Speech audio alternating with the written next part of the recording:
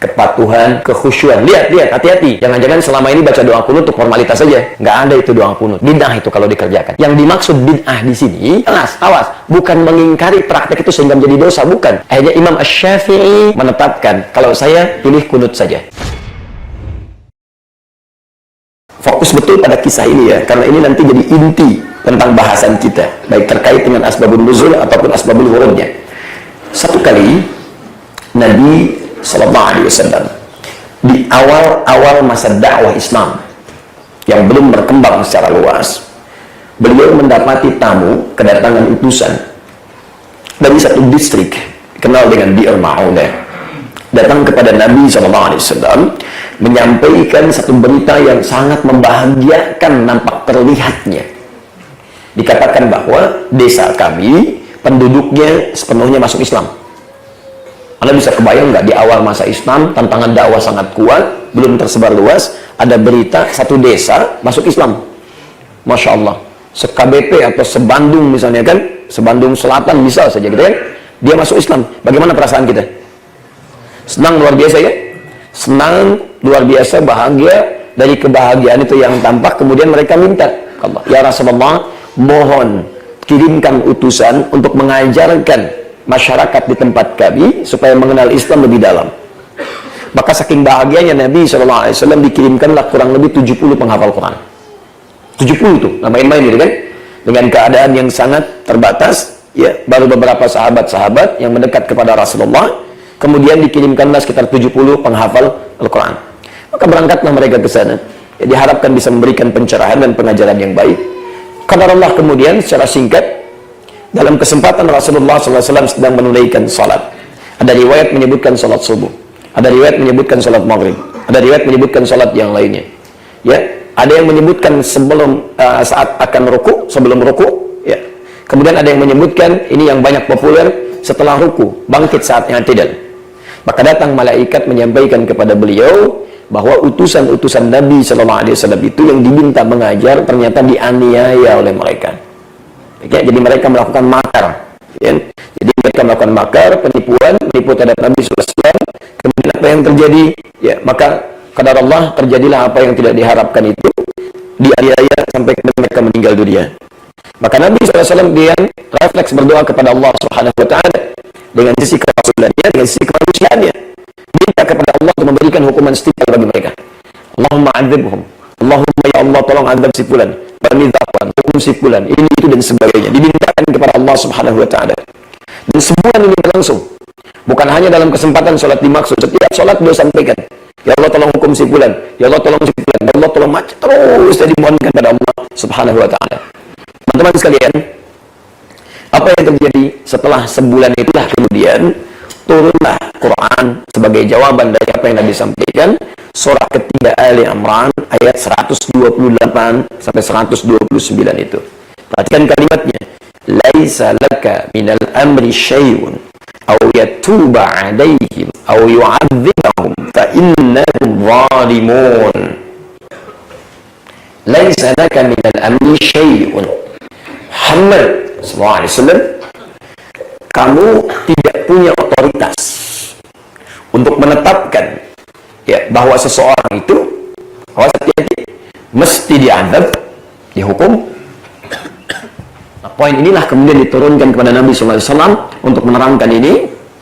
Maka dari sinilah kemudian Nabi berhenti memohonkan kepada Allah Subhanahu Wa Taala dengan permohonan-permohonan tadi. Jadi beliau sama sekali tidak memohonkan lagi, ya Allah hukum si fulan, ya Allah adab si fulan, ya Allah si fulan, itu berhenti. Yang menarik, beliau kemudian mengajarkan satu doa, ya, kepada sahabat-sahabat, terutama ada nanti cucunya bahkan Al-Hasan radhiyallahu ta'ala anhu. Kemudian nanti ada kalangan kawan-kawannya, ada Ibnu Umar, ada Ibnu Abbas radhiyallahu taala anhuma, termasuk di sini Anas bin Malik mendengar juga radhiyallahu taala anhu. Tersebut nanti di dalam Sunan Al-Baihaqi kitab Syu'abul Iman jilid kedua halaman 210 sampai 213. Ya, lengkap sih hadisnya. Apa yang diajarkan oleh beliau? Perhatikan kalimatnya. Allahumma hdini fi man hadait, wa 'afini fi man 'afait, wa tawallani fi man tawallait. wa barik li fi ma atait wa qini syarra ma qadait. Kalau lihat di hadisnya enggak pakai birahmatika ya, wa qini syarra ma qadait. Kalau dijadikan banyak, Allahumma hadina fi man hadait wa afina fi man afait wa tawallana fi man tawallait wa barik lana fi ma atait wa qina syarra ma qadait. Jelas ke sini? Nah, sekarang perhatikan. Itu doa apa? Nah, kalau yang sebelumnya doa apa? Kalau sama-sama kunut, kenapa sebelumnya tidak dibacakan, yang dibacakan? Baik, kita harus lihat dulu. Baik, yang pertama, sebelum menentukan kunut atau bukan, yuk kita lihat dulu. Teman-teman sekalian, mohon maaf, yang antum bacakan atau tidak dibacakan tentang doa tadi, pertanyaan pertama saya, paham nggak yang dibaca itu? Selama ini, saya baca kunut, saya baca, tapi nggak ngerti yang dibacakan. Ya Allah, mohon anugerahkan kesehatan kepada hamba, dan mohon tempatkan hamba di tempat orang-orang yang sehat. Wa tawallani fi man tawallait. Palingkan hamba ya Allah dari segala hal yang tidak Engkau ridai, dan tempatkan hamba di tempat orang-orang yang senantiasa memalingkan dirinya dari segala hal yang tidak Engkau ridai. Ya Allah, jaga hamba dari maksiat, dan tolong tempatkan hamba di tempat-tempat lingkungan yang menjauh dari maksiat. Di rumah, di kantor, di mana-mana, tolong jauhkan itu. Wa barik li fi ma atait, dan anugerahkan keberkahan ya Allah pada segala hal yang telah Engkau titipkan kepada hamba. Masya Allah. Waqina syarra ma qadait wa qini syarra ma qadait, dan mohon jaga hamba ya Allah dari segala keburukan-keburukan yang mungkin telah ditetapkan dalam kehidupan ini. Paham? Nah, sekarang saya mau tanya, doa ini lebih baik dari sebelumnya atau tidak? Ada hukuman di situ? Ada permohonan untuk menghadap si kuda? Tidak. Baik. Nah, semua nilainya adalah kebaikan. Semua nilainya adalah kebaikan.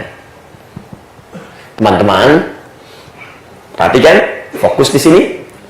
Segala permohonan yang dimohonkan atas dasar ketaatan dan berisi yang baik-baik, itu secara bahasa, dalam bahasa Arab disebut dengan kunut namanya. Permohonan yang disampaikan dengan penuh ketaatan pada hal yang baik-baik, itu disebut dengan kunut namanya. Jadi bukan cuma memohon, tapi permohonan ini disertai dengan ketaatan kepada Allah Subhanahu wa taala. Ada kepatuhan di sini. Ada ketundukan. Ya. Karena secara bahasa pun sifat kunut ini bisa diartikan juga dengan tunduk, patuh, khusyuk. Tadi kan Allah minta kan dalam ayat yang tadi Ali Imran, kalau minta itu jangan cepat-cepat minta untuk mengazab, minta untuk menghukum gitu kan. Minta untuk menetapkan sesuatu yang buruk, maka Nabi patuh dengan itu. Maka kepatuhan mutlak. Ya, saya ulangi, kepatuhan, ketaatan ya, yang menghadirkan kedekatan dengan Allah, lantas kemudian meminta yang baik-baik, maka di situ disebut dengan apa? Kunut. Orangnya qanit. Ya, qanit.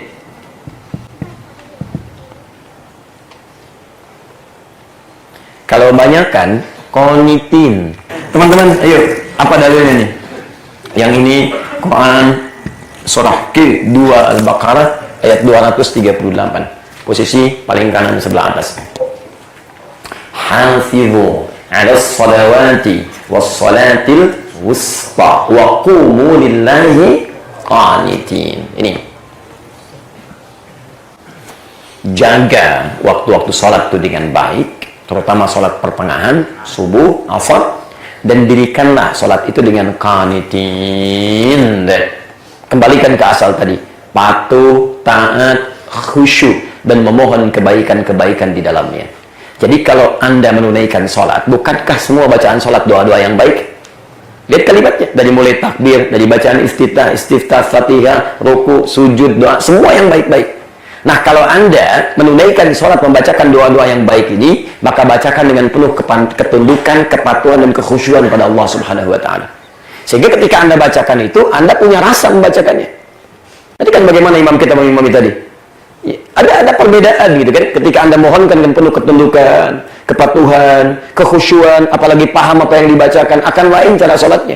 Akan lain. Ya, sahabat Abu Bakar saja ketika mengucapkan kalimat Allahu Akbar di Abu Daud nomor hadis 857, fayaqulu Allahu Akbar. Ya, lihat, la tatimmu salatu ahadin minan nasi, tidak akan pernah sempurna salat seseorang dari manusia. Awas, hatta yatawadda, sampai dia berwudu. Fawada'a al-wudu'a mawadhi'ahu, maka dia kemudian mulai berwudu secara sempurna, membasuh setiap letak-letaknya. Setelah selesai menghadap ke arah kiblat, fayaqulu, dia mulai bertakbir mengucapkan Allahu Akbar. Tahukah Anda, sahabat Abu Bakar itu yang mertua Nabi, dekat dengan Nabi, pahanya ketika ditimbang tidak sebanding dengan amalan umat manusia, masuk surga tanpa hisab, menemani Nabi hijrah, dipilih oleh Nabi dari Mekah ke Madinah Al-Munawwarah. Maka Masya Allah, ketika bertakbir mengucapkan Allahu Akbar, itu sampai gemetar tangannya dan menangis beliau. Saking pahamnya kalimat itu. Ketika diucapkan Allahu Akbar, lisannya mengucapkan Allahu Akbar, hatinya langsung merenungi, saya menetapkan Allah Maha Besar. Tapi dalam hidup kadang kenapa saya selalu merasa besar dalam kehidupan? Ini takut kalau dirinya pernah merasa besar dalam kehidupan, sombong dengan orang lain, angkuh pada tetangga, merasa yang lebih hebat daripada yang lainnya. Allahu Akbar. Itu selevel Abu Bakar sampai menangis begitu. Bahkan beliau pun takut ketika sholat dianggap sebagai yang paling khusyuk. Saking takutnya itu. La haula wala quwwata illa billah. Sholat takbir, manusia seperti ini luar biasa, ahli surga masih bergetar begini. Jadi dari sini kita kemudian mendapatkan pemahaman bahwa doa kunut itu adalah doa, kan, yang dimohonkan kepada Allah Subhanahu wa taala dengan dasar ketaatan, kepatuhan, kekhusyuan. Lihat, hati-hati. Jangan-jangan selama ini baca doa kunut untuk formalitas saja. Muhammadina fiman hadait, yang penting tahu dia kalau saya juga bisa baca kunut, kan? Itu yang fatal. Bukan. Muhammadina fiman hadait, wa'afina fiman afait. Anda bacakan itu dengan kekhusyuan, dengan kepatuhan, dengan permohonan yang dalam kepada Allah. Sehingga ketika kalimat ini dipanjatkan, jawabannya muncul. Coba silakan cek. Jangan-jangan selama ini Anda baca kunut, Muhammadina fiman hadait, tapi hidayah tidak pernah datang.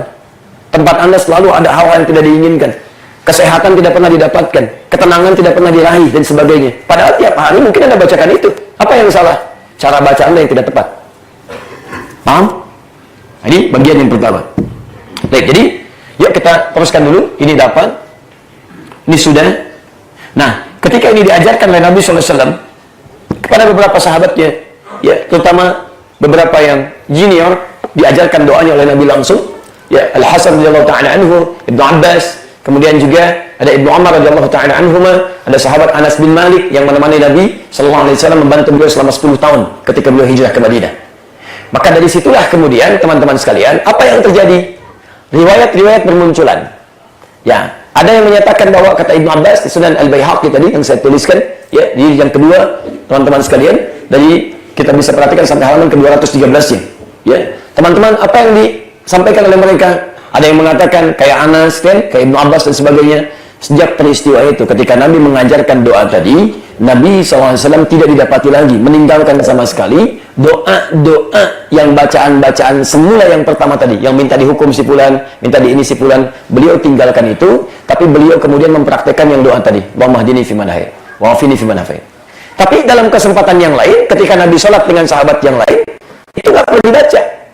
Ya, jadi bacakan yang tadi Allahumma fiman hadait, kan? Allahumma fiman hadait. Nabi nggak baca. Kadang Nabi sholat di tempat tertentu itu tidak dibacakan. Kadang Nabi sholat di tempat tertentu itu dibacakan. Paham nggak di sini situasinya? Berapa tempat? Bukankah Nabi yang kita sebut dengan Madinah itu kan sekarang terbatas sekitaran kota Nabi. Tapi kalau antum kemudian keluarkan ke tempo dulu, yang lebih luas lagi, maka di situ ada daerah-daerah sebelumnya bertetangga dengan Kuba misalnya daerahnya. Ya. Teman-teman, Nabi main ke sini. Bahkan ini yang pertama kali Nabi mendirikan masjid di sini sebelum mendirikan Masjid An-Nabawi. Kan? Ada lagi kita bergerak sedikit ke rumah Ummul Bashar, ada Masjid Qiblatain kan di situ. Baik, ada Badar, ada Uhud, ya, ada Tabuk, ada macam-macam. Berarti saat Nabi hijrah ke Madinah pun, Nabi pun dalam rangka risalah dakwahnya mengunjungi beberapa daerah-daerah tertentu. Perhatikan ini, awas dia cara berpikirnya. Nabi pergi ke sini, pergi ke sini, pergi ke sini, pergi ke sini. Pertanyaan saya, apakah setiap Nabi berangkat ke beberapa tempat, semua sahabat ikut Nabi? Masya Allah. Nabi mau kemana? Ke Kuba. Teman-teman, semua ke Kuba. Masya Allah. Madinah kosong. Berangkat sebagian ikut sini. Ya, yang lain tinggal. Ini sebagian ke sini, yang lain tinggal. Saya berikan contoh kasus. Nabi berkunjung ke rumah Ummul Bashar. Ketika berangkat ke sana, sebagian ikut, sebagian tinggal. Begitu Nabi sholat, di sana datang waktu sholat, teman-teman sekalian, itu masih menghadap ke arah Baitul Maqdis di Palestina. Di pertengahan, turun Quran. Ayat surah kedua Al-Baqarah, ayat 144, posisi paling kiri di sebelah bawah. Qad nara taqalluba wajhika fis sama. Muhammad, kami selalu perhatikan, engkau selalu bermohon, bahkan sampai menengadahkan wajahmu ke langit, minta dikabulkan, supaya kiblat dialihkan dari Al-Masjidil Aqsa ke arah Al-Masjidil Haram. Jelas?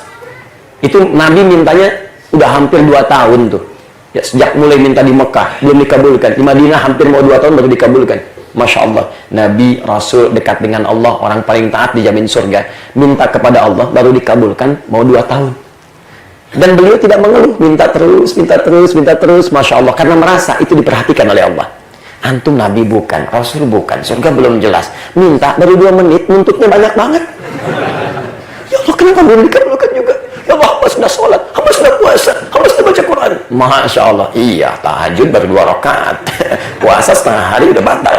Masya Allah, Quran baru 1 ayat, nuntutnya banyak gitu kan. Ingat, ada kalanya doa-doa itu diberikan pada kita saat kita siap untuk menerimanya. Karena Allah hanya memberikan kebutuhan, bukan mengabulkan keinginan. Jadi begitu dikabulkan kita siap, dan hebatnya dalam masa kita menunggu kesiapan itu terus diberikan pahala di situ. Jadi nggak ada ruginya berdoa, nggak ada ruginya.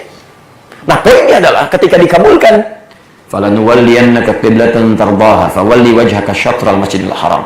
Mulai saat ini kami akan kabulkan doamu, alihkan kiblatmu sekarang ke arah al-masjidil haram. Sekarang, bukan nanti. Maka ketika menghadap ke sini tadinya, misal al-Baitul Maqdis, berputarlah Nabi SAW ke sini 180 derajat, kan? Jadi di sisa rakaat selanjutnya berputar ke sini. Sahabat yang di sini mengikuti berputar ke sini. Ya. Karena itu ini kiblat pertama, ini kiblat yang kedua. Dalam bahasa Arab kalau ada dua ujungnya ain. Muslim 2 orang muslimain, mukmin 2 orang mukminain, mukhlis 2 orang mukhlisain, kan? Ain 1 2 ainain. Bah, lihat sini, syafah 1 2 syafatain. Baik, sekarang kiblat 1 2 kiblatain. Sampai sekarang dikenal dengan masjid kiblatain, masjid 2 kiblat. Persoalannya ketika tuntas urusan di sini, pulang ke sini. Disampaikanlah kepada teman-teman yang di sini. Tadi turun ayat loh, kami itu sholatnya menghadap ke Masjidil Haram. Heboh di sini. Kami bagaimana status sholatnya? Karena saat ayat itu turun, kami menghadap ke arah Al-Baitul Maqdis.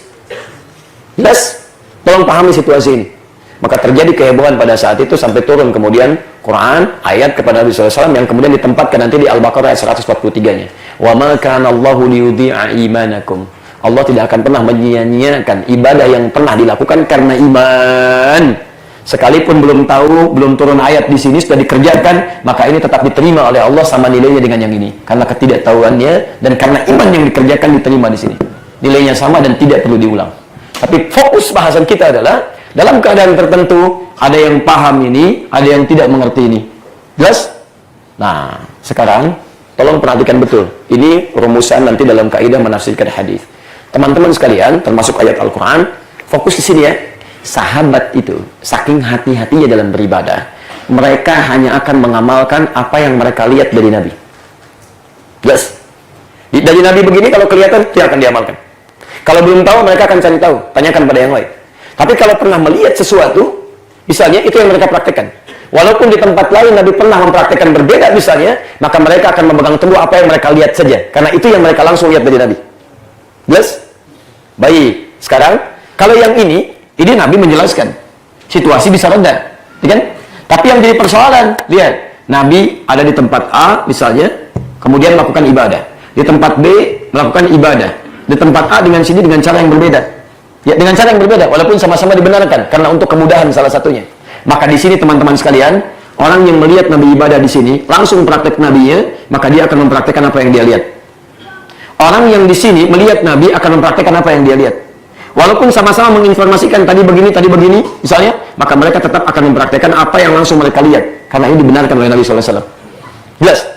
Nah, kadang-kadang mohon maaf, kadang-kadang mereka mengingkari kalau mereka tidak melihat sama sekali. Itu saya nggak lihat, saya nggak mau ngamalkan. Ini yang saya lihat, ini yang saya amalkan. Saya kasih contoh yang paling gampang. Ya, kan pernah saya terangkan pertemuan lalu, saat kita mau sujud itu dari i'tidal, Sami Allahu liman hamidah, kan? Kemudian turun. Wa'il bin Hujur itu melihat Nabi turun menggunakan lutut. Abu Hurairah di akhir masa Nabi turun melihat menggunakan telapak tangan. Walaupun sama-sama diriwayatkan di Abu Daud, yang satu nomor hadis 838, yang satu 840 sampai dengan 841, tapi Wa'il tetap ingin mempraktekkan menggunakan lutut. Sedangkan Abu Hurairah tetap bertahan dengan telapak tangannya, karena itu yang dia lihat. Paham ya? Walaupun mungkin sama-sama mengetahui ini ada riwayat, dia ada riwayat, tapi dia bertahan dengan apa yang telah dia tetapkan. Itu yang disebut dengan tanawu, yang tidak berlawanan. Berlawanan disebut dengan tabad. Kalau berlawanan mesti milih. Kalau tanawu itu keragaman, untuk kemudahan bisa kita pilih. Jelas ya? Karena ada yang menyebut ini ada hidayah tidak bisa membedakan mana tanawu mana tabad, gitu kan? Nah, ini harus kita dalami kembali untuk bisa memahami dengan baik. Jelas? Nah, sekarang kembalikan ke kunut kasusnya. Lihat sini. Ini di tempat Nabi pernah membacakan doa ini, yang lihat, yang dengar si fulan, si fulan, si fulan. Jelas? Nabi ketika tidak bacakan doa itu, yang lihat, yang dengar si fulan, si fulan, si fulan, si fulan.